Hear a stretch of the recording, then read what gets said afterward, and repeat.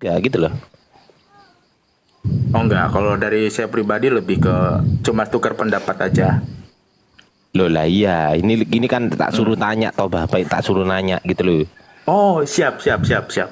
Kok nggak ngerti? Waduh. Ya, waduh. Ya Ya kalau katanya saya mau pribadi pinggir sih lebih, jurang. Katanya mau pinggir nah, jurang. Ini lagi-lagi saya yang udah pinggir jurang ini. biasanya kan perdebatannya ini panas nih, pinggir jurang. Jadi kayaknya Ya. malam ini saya belum lihat perdebatan yang pinggir jurang nih. Jadi saya pas lagi santai habis meeting tadi lihat, ah ini nggak ada yang di pinggir jurang nih. Ya udah sekarang mungkin Ustadz kita mau bertanya ke Pak Renov kalau Bapak nggak mau tanya ini. Tapi Pak Renov udah diberikan kesempatan bertanya loh. Silakan Pak. Tanya aja Pak. Apapun yang mau Bapak tanyakan. Silakan. Wah, nggak ada, saya cuma mau menyapa aja. Oke, Ustadz Alif, ada pertanyaan Ustadz kepada beliau? Pertanyaannya ya, Ya, silakan Ustadz. boleh nggak saya kasih pertanyaan yang sensitif Pinggir sama jurang Pak ya. Renov? Pinggir Iya, jurang ya. Boleh, Iya, silakan. boleh, boleh. oke. Gini Pak Renov, tapi pertanyaan ini boleh juga nanti langsung dibantah. Eh, Siap. Gini, mengikuti ajaran Yesus, boleh atau tidak menyembah dan tidak menuhankan Yesus?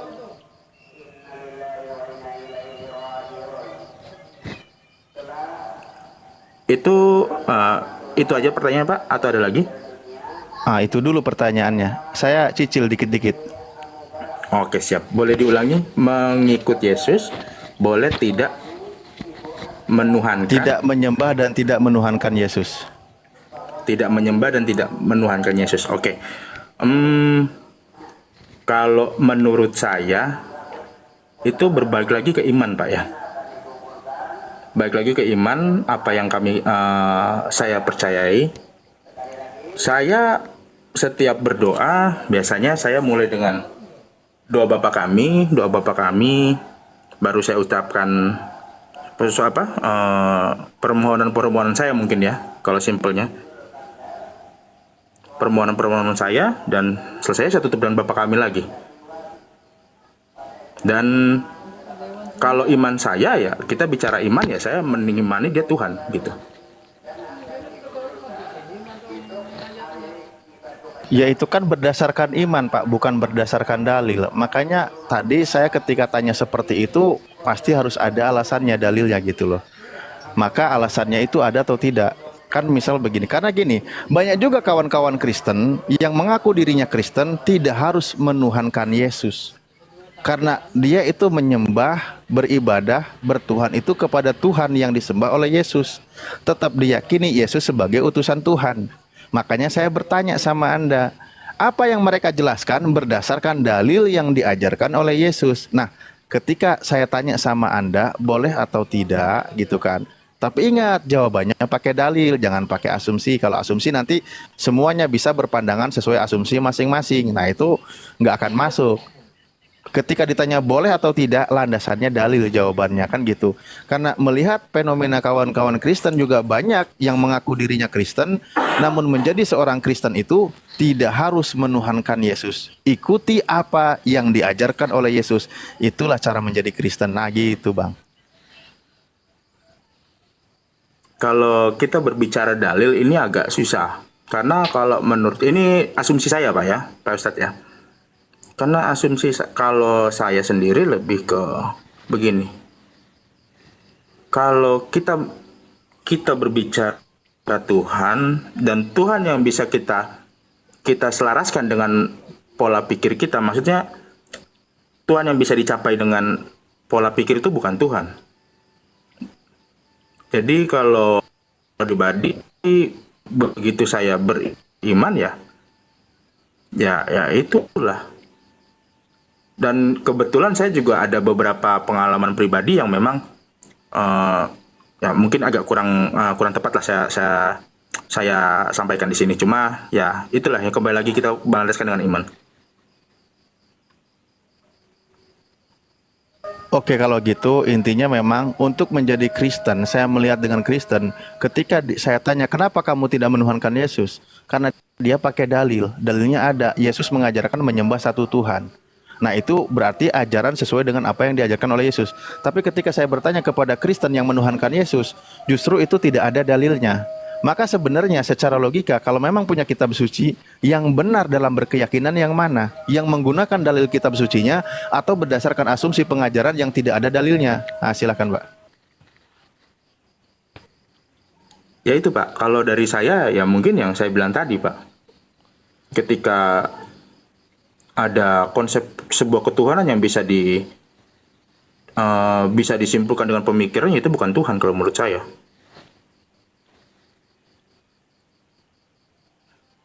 Kalau dari saya sih seperti itu. Ya mungkin ada teman-teman yang agak kurang memahami penjelasan saya minta maaf. Kalau dari saya sih seperti itu. Kalau dibilang korban doktrin, bukan juga sih. Karena pengalaman pribadi saya bukan lebih ke doktrin. Saya bukan tipe orang yang setiap minggu rajin ke gereja, tidak. Saya bukan tipe orang yang setiap minggu rajin ke gereja, setiap ada kegiatan pergerejaan saya ikut, tidak. Tapi saya lebih ke punya pengalaman pribadi. Dan kalau Pak Ustadz, saya boleh kasih satu asumsi. Aduh, jangan asumsi lagi, Pak. Gini, coba. Ya, maksudnya juga gini Pak Ustadz, kalau Pak Ustadz kan lebih ke dalil, karena memang Pak Ustadz kan dilandaskan dengan dalil. Iya, maksudnya kan apa yang kita yakin itu harus ada dalilnya, Pak. Kalau nggak ada dalil, ibarat maaf kata ya, saya diskusi dengan orang penyembah pohon, penyembah batu, mereka nggak perlu dalil. Yang penting keyakinan mereka, oh yang ada di dalam pohon ini Tuhan. Sehingga ketika dia minta kekayaan dikasih, ketika dia minta kesehatan dikasih, nggak perlu dalil itu.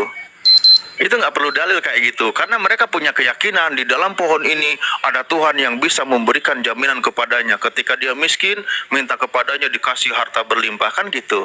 Nggak perlu pakai dalil. Nah, tapi yang seperti ini kami memang nggak bisa diskusi karena nggak ada dalil. Yang perlu kita bahas itu berdasarkan dalil gitu. Keyakinan silahkan jalani masing-masing, tetapi landasan menjadi keyakinan itulah yang menjadi bahan diskusi. Nah, di situ poinnya Pak. Oke, ketika Anda menggunakan akal sehat atau misal ketika Anda berpikir, misal begini, ketika membahas tentang Yesus itu ketika Yesus itu akan dikandung oleh Bunda Maria, ketika Bunda Maria mendapat kabar dari malaikat, malaikat itu mengabarkan engkau akan mengandung dan melahirkan seorang anak laki-laki. Nah, dalam sejarahnya memang Bunda Maria itu mengandung, melahirkan seorang anak laki-laki, bukan mengandung Tuhan. Dan Bunda Maria tidak beribadah, tidak menyembah kepada anaknya. Bahkan justru Bunda Maria itu yang mencemaskan anaknya ketika anaknya jalan-jalan yang di luar dari pantauan ibunya. Bahkan ketika anaknya itu baru lahir, anaknya itu justru karena anak itu lahir, dia serahkan kepada imam di tempat ibadah, lalu didoakan atau diserahkan kepada Tuhan gitu loh.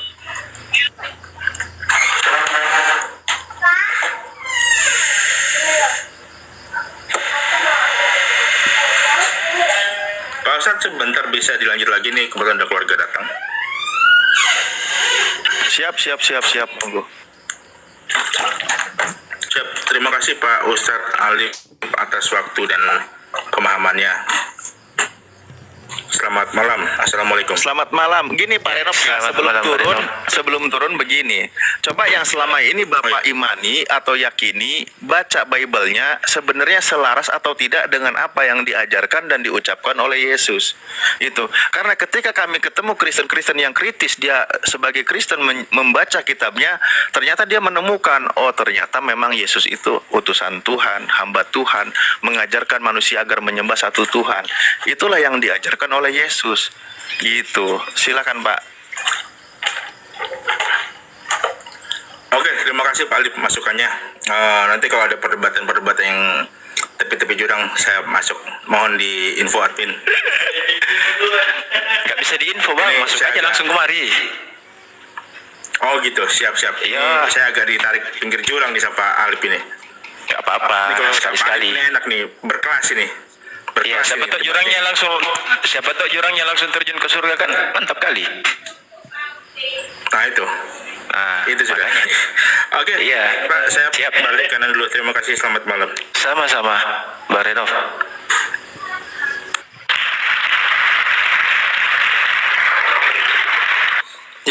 kita sebenarnya gini lah ya. Kita gini ya. Kawan-kawan Kristen ini pada prinsipnya ketika pembahasan umum mereka itu cerdas. Kita ini cerdas. Tapi jangan sekali-kali membahas tentang imannya yang berlawanan dengan dalilnya. Pasti akan keluar dari konsep kecerdasan yang dia miliki. Maksudnya gini, apa yang dia imani selalu melawan apa yang tertulis di dalam kitab sucinya gitu. Padahal dia itu cerdas, paham itu. Ada anakku ini berisik ya, takut noise. Aku mute aja deh. Enggak kedengaran Ustaz Alif. Enggak kedengaran. Enggak ada kok, aman. Aman ya? Aman, ya, anakku lagi dengerin. Ya begitulah kira-kira, makanya kawan-kawan Kristen cobalah kita bahas bisnis, kita bahas tentang perhitungan, kita bahas apapun itu, ya mereka akan nyambung. Tapi membahas tentang keimanannya yang punya kitab suci, pasti nggak nyambung apa yang dijelaskan dengan apa yang tertulis. Itulah sulitnya di sini kita dengan kawan-kawan Kristen. Jadi sebenarnya fungsi kitabnya itu apa sih gitu loh. Fungsi pengajaran Yesus itu apa? Kalau ternyata apa yang diyakini tidak selaras, tidak sejalan dengan apa yang diajarkan oleh Yesus. Betul. Kenapa? Karena salah satu tokoh utama kan di sini yang dibicarakan selama 2000 tahun ini kan Yesus itu sendiri ya Ustaz Alif ya. Berarti yang harus kita telisik secara lebih dalam orang ini tokohnya, apa-apa yang disampaikan, pengajaran-pengajarannya apa yang disampaikan. Di luar dari itu disampingkan dulu. Gimana kira-kira Ustaz Alif? Apakah betul seperti itu? Iya kan, makanya pengajarannya tertulis di dalam kitabnya, kasihilah Tuhan Allahmu dan jangan engkau bersandar kepada pemikiranmu sendiri. Artinya harus kembali kepada kitab suci. Di ayat lain dikatakan dijelaskan juga kan bahwa dengan segenap akal budimu, dengan segenap kekuatanmu, dengan segenap intinya disuruh berpikirlah gitu. Nah itu sebenarnya yang tertulisnya di dalam Amsal 3 nomor 5 kan juga dikatakan begitu. Jangan bersandar pada pemikiranmu sendiri. Ketika ada sebuah pemikiran lalu diajarkan, pengajarannya itu melawan isi kitabnya, lalu kitabnya itu mau diapakan gitu loh. Kitabnya mau diapakan? Coba berani nggak kira-kira ya? Misal pengajar-pengajar di dalam Kristen yang menggunakan Bible-nya, yang menuhankan Yesus, lalu menjelaskan kalau Yesus itu adalah hamba Allah, kalau Yesus itu adalah anak manusia, kalau Yesus itu adalah mengajarkan menyembah satu Tuhan. Itu berani atau tidak gitu kepada jemaatnya gitu, sesuai dengan apa yang diajarkan oleh Yesus. Yang anehnya adalah ketika menjelaskan tentang imannya justru pernyataan orang-orang yang di luar Yesus. Misal konsep Trinitas yang tidak diajarkan oleh Yesus. Bahkan Bible-nya sendiri tidak menulis. Bahkan kalau kita lihat ya, kalau kita baca, Paulus sendiri pun tidak menyebut konsep Trinitas gitu loh. Tidak ada pengajaran. Paulus sendiri yang mengatakan bahwa yang layak untuk disembah itu hanya satu, yang disebut Bapa. Makanya udah pengajarannya di luar dari ajaran kitab yang tertulis. Belum lagi nanti di kitab tertulis kita masuk kepada pengajaran siapa pribadi yang diutus oleh Bapa yang mengajarkan kepada muridnya. Itu kan yang mesti dipegang. Kalau di ajaran Islam ketika diajarkan, misal di surah, ada namanya surah Nabi Muhammad juga kan, surah Muhammad. Fa'lam annahu la ilaha illallah. Ketahuilah bahwa tiada Tuhan selain Allah. Umat Islam udah langsung setuju dengan apa yang diajarkannya. Kalau meyakini ada Tuhan selain Allah, ya sudah kategorinya keluar dari Islam. Kan gitu. Itulah ajaran para nabi yang mesti didengar mestinya. Betul, sepakat. Mantap. Yesus menyuruh untuk menyembah kepada satu Tuhan, yaitu Bapa. Bahkan Paulus pun juga sama mengatakan seperti itu. Tapi kok sampai di Kristen yang sekarang ini menyembah kepada Yesus ya? Yang mengajarkan siapa ya?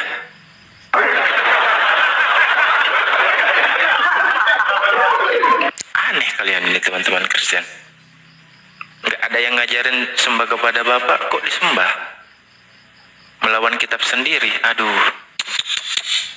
Alamak jang. Aneh. Tian, aduh, ngapain kau naik Tian? Kalau kau mau naik untuk menghujat saja, mending kau nggak usah naik. Betul, serius. Kalau kau naik, Bang Ardi nih yang hantam kau langsung. Makanya Bang Ardi nih. Di dalam kitab kawan Kristen sendiri sebenarnya ya, kan sudah dikabarkan bahwa akan ada pengajar-pengajar yang menyesatkan, dan itu diajarkan, dikatakan bahwa angkatan itu ada yang akan mengajarkan pengajaran anti Kristus, anti pengajaran Yesus. 1 Yohanes 2 nomor 11-12 dikatakan di situ apa? Sudah ada antikris ini di dalam angkatan ini. Itu sudah dijelaskan. Pengajaran-pengajaran yang mengajarkan berlawanan dengan pengajaran Yesus, ternyata Yesus kabarkan sudah ada di zaman itu. Katakanlah kita katakan di abad pertama. Pertanyaannya, siapa yang mengajarkan ini? Alah bacot dong semua. Nah kan? Jangan Apa di saya jangan bilang? di mute lah. Gimana? Sudahlah, turun kau. Mute. Ngapain kau di sini?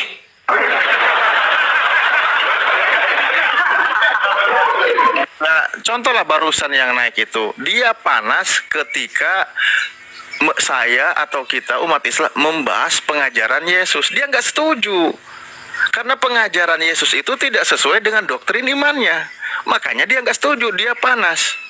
Untung aja saya nggak bilang kalau dia itu golongan antikris. Padahal saya bilang sebenarnya, cuman saya nggak mau bilang aja kalau dia itu antikris. Cuman saya masih tahan kalau dia itu antikris. Nggak mau saya bilang dia itu antikris pokoknya. Walaupun dia antikris, tapi saya nggak mau ngomong kalau dia itu benar-benar antikris gitu loh. Betul. Karena kebanyakan sekarang ini teman-teman Kristen ini, Ustaz Alif, kalau saya menelit ya, dia lebih mempercayai apa yang dikatakan oleh bapak-bapak gereja ketika dia kebaktian kan di gereja, ketimbang apa yang ada dalam Bible-nya tentang kesaksian tokoh utamanya, yaitu Yesus itu sendiri. Ya kalau gitu, yang lebih pantas dituhankan itu bapak gereja, bukan Yesus.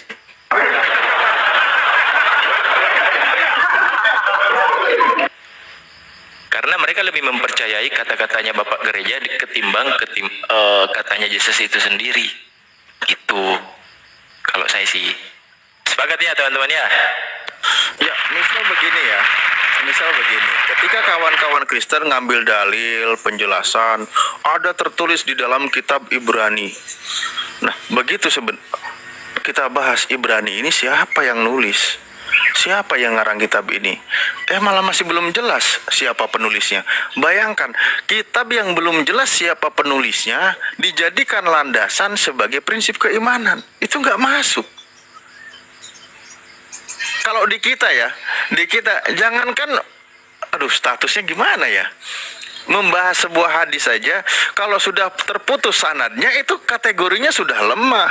Apalagi ketika isi hadisnya melawan hadis yang sahih, ya sudah dikatakan itu hadis yang mungkar. Lah ini penulisnya aja belum jelas siapa, lalu dijadikan dalil, ya kan nggak nyambung jadinya. Cocok. Mantap. Tiba-tiba naik, pencak-pencak. Dikira ini room pencak silat kayaknya. Ya, kenapa saya bilang Ibrani belum jelas penulisnya, biar Ahi Ardi masuk. Bang Ardi jauh dari perangkat Ustaz Alif. Tinggal deketin lah. Tuh, Bang Ardi monitor.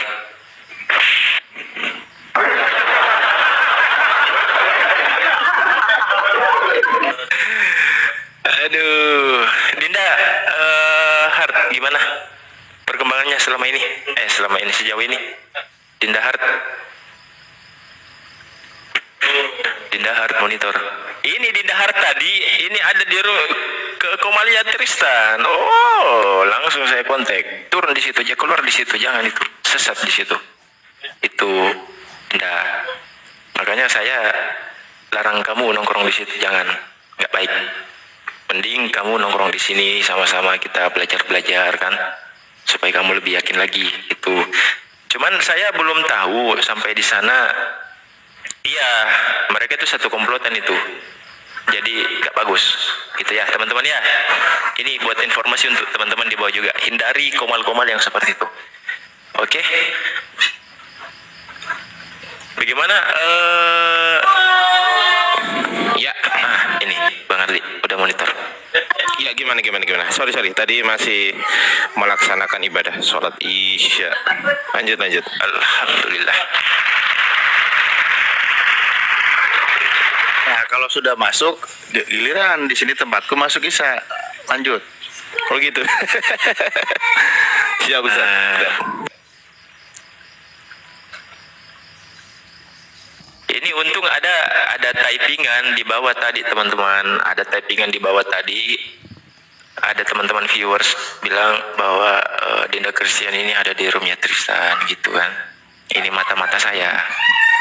Di roomnya Jadi saya bilang, siapa? saya DM langsung Bang Ardi, saya langsung DM dianya, ini Art Christian, keluar dari situ, gitu, keluar dari komal situ nggak baik, keluar dari sekarang, mending kamu ke komal saya, di sini kita sama-sama belajar, udah clear langsung, gitu Bang Ardi, langsung gercep kita. Ya, yang jelas orang waras pasti bisa menilai ya. Menurut saya, apakah room ini kedepannya baik atau tidak, karena seperti Bang Inspirasi ini adalah sudah berpengalaman ya, Bang Hart Christian, Bang Inspirasi sudah berpengalaman, Ustadz Alif sudah berpengalaman, jadi nggak mungkin beliau menyarankan sesuatu yang beliau nggak pernah ketahui sebelumnya, nggak pernah itu, nggak mungkin itu, gitu ya. Jadi itu adalah saran yang baik menurut saya. Di room Inspirasi Kehidupan inilah kita akan sama-sama belajar gitu, Bang Hart Christian. Lanjut. Terima kasih Bang Ardi. Saran. Ya, kayaknya Dinda Christian ini masih dalam pengawasan ya teman-teman ya. Masih dalam pengawasan seperti biasa kalau dia mute gini, dia masih dalam pengawasan sama itu kan, sama opungnya di dalam rumah. Jadi ya seperti inilah teman-teman, kita juga berjuang. Di satu sisi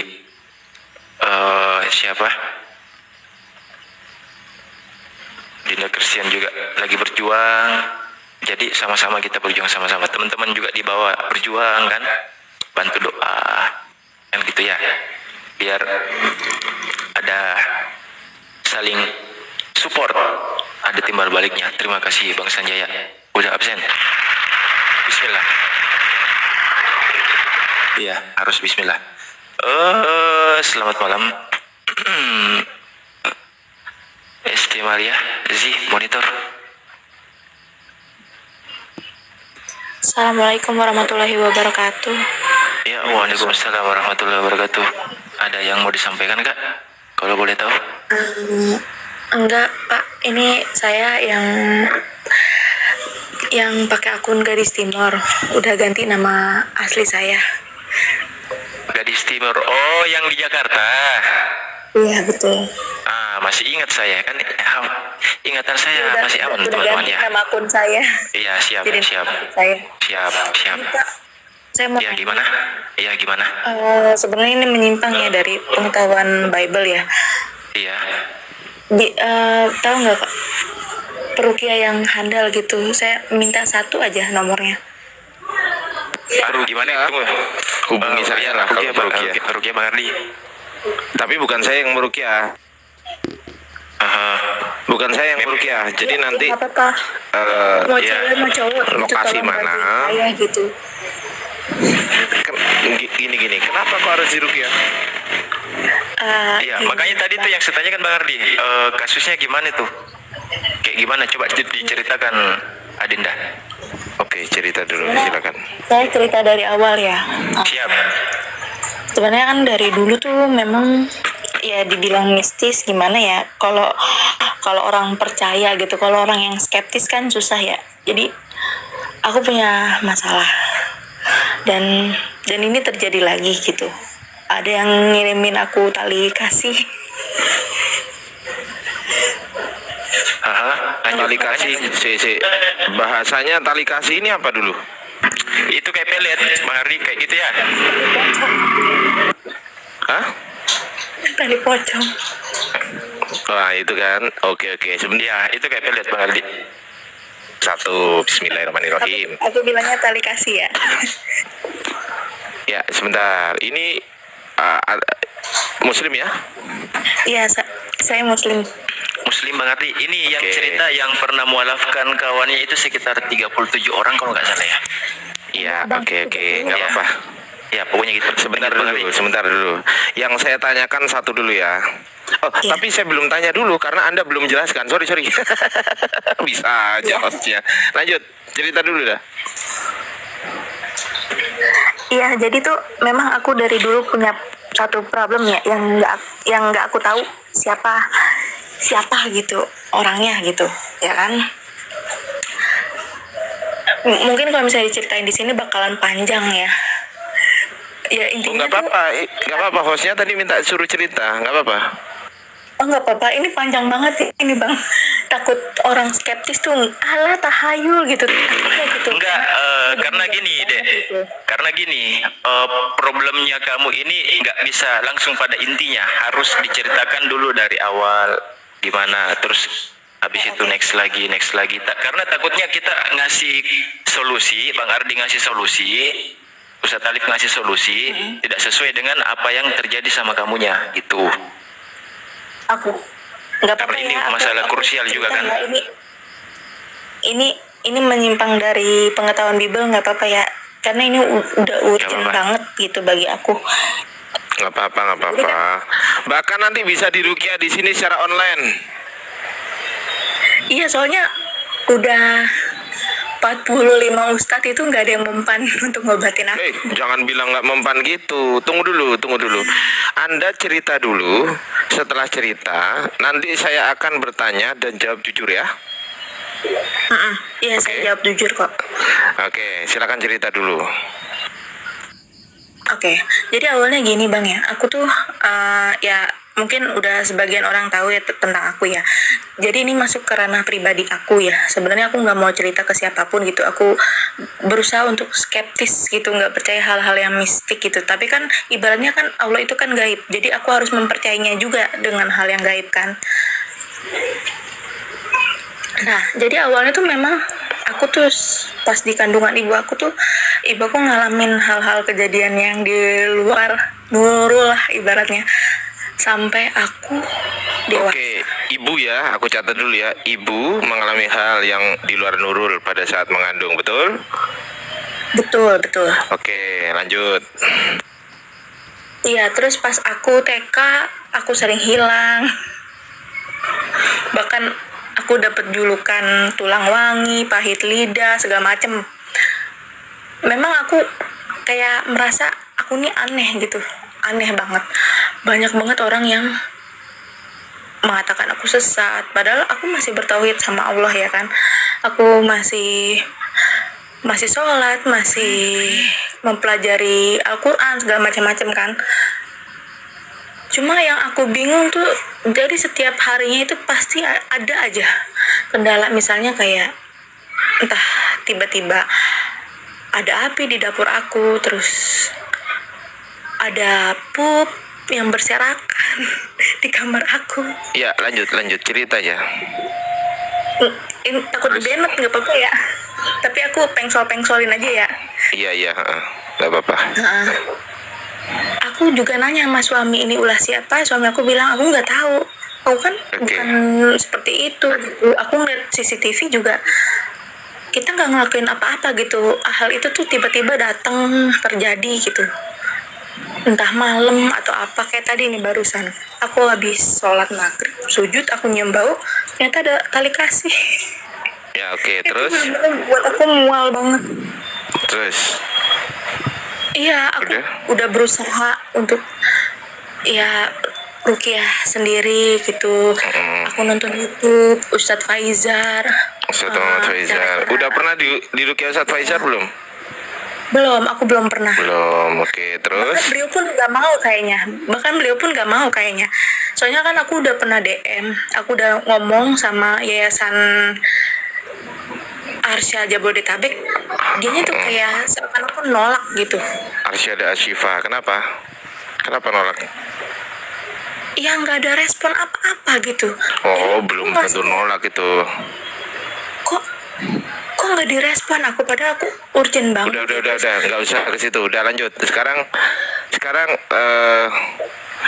yang dirasakan apa? Yang dirasakan aku tuh sering banget sakit-sakitan ya dari pas Stop aku dulu. balik. Stop dulu. Oke. Sering sakit kepala. Sering. Oke, saya tanya lagi. Sering sakit di bagian leher bagian belakang. Sering. Berat. Bener? Berat. Pundak kanan kiri, bener? Iya. Oke, pundak kanan kiri sakit. Aku analisis dulu ya. Orang tua, ayah dan ibu, apakah dulu pernah suka datang kepada tanda kutip orang pintar? Kalau ibu aku belum pernah, tapi kalau untuk ayah aku masih samar-samar. Soalnya kan Oke. ayahku udah meninggal. Oke, apakah leluhur-leluhurnya Mbak pernah menyimpan sebuah keris ataupun barang sejenisnya? Jimat yang disimpan Bang Adli. Jimat? Ada jimat. Punya, Iya. punya jimat? Udah dibakar. Mana Iya. jimatnya? Siapa yang bakar? Saya. Apa bentuk jimatnya? Jadi kayak batu giok warna hijau. Batu kan? Oke, di pintu-pintu depan, di kusen-kusen pintu, ada nggak tulisan-tulisan Arab yang ditekuk-tekuk, kertas ditempel di situ, ada nggak? Nggak ada, tapi pernah ya. Ini masih belum aku hapus. Ini coretan di dinding rumah aku. Ini tulisan Siapa Arab. yang nyoret? Aku nggak tahu. Aku Oke, nggak tahu. stop dulu. Cukup jawab pertanyaan saya aja ya. Oke. Iya. Pada saat kecil, pernahkah Anda melihat sesuatu yang itu? Jin dan lain Iya, sebagainya pernah? sering. Oke, stop. SMA, masih bisa lihat SMA? SMA masih, cuma aku kayak udah Oke. gitu. Oke, stop. Pura-pura aja nggak. Oke, pertanyaan saya selanjutnya. Pada saat ini, sekarang ini, masih bisa merasakan sesuatu atau melihat bahkan? Masih. Oke, stop dulu.